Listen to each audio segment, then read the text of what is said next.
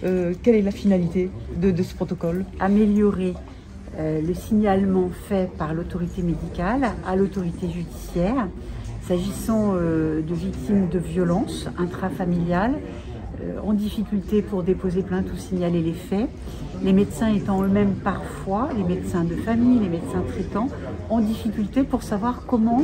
passer outre le refus de la plainte ou l'impossibilité de la plainte et comment signaler de manière efficace à l'institution judiciaire les faits dont ils ont connaissance. Donc c'est améliorer ce circuit de signalement en proposant aux médecins qui peuvent être en difficulté un réseau, un secours, un soutien aussi au sein de leur profession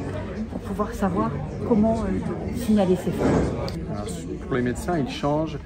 concrètement qu'ils vont disposer d'un outil pratique, d'une espèce de boîte, d'une box, d'un kit de fiches réflexes qui va leur permettre de mieux interpréter la modification du droit français, de la réforme, en tout cas du réaménagement de l'article 14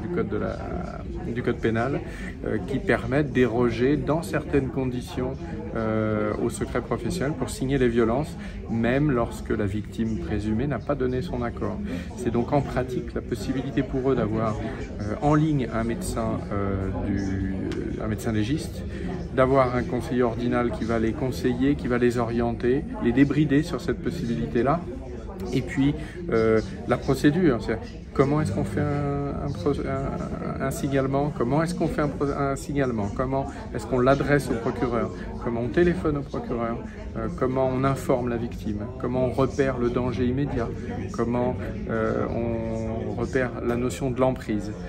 Et ils auront en plus un retour de la justice et du service de médecine légale qui les informera sur le devenir de la patiente. Ça fait maintenant, en tout cas moi depuis que je suis arrivée, ça fait 2 ans, on travaille énormément avec l'Institut médico-légal, ce qui nous a permis d'ailleurs d'avoir des moyens supplémentaires pour développer l'accueil des victimes au CHU Sud,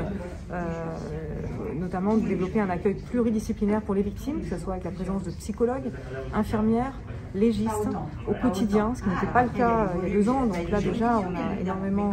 développé ça. Et là, avec cette possibilité d'améliorer le signalement par les médecins, et notamment les médecins traitants de violences intrafamiliales, là on passe effectivement un cap supplémentaire. Quels étaient finalement les écueils constatés avant peut-être la mise en place de ce protocole? Quels étaient les manques aussi entre le monde judiciaire et le monde médical? Alors, on avait énormément de signalements de l'hôpital sur des violences, mais les médecins traitants étaient réticents parce qu'ils sont soumis au secret médical et dans leurs relations de confiance qu'ils peuvent avoir avec leurs patients, c'était compliqué pour eux de dénoncer les faits.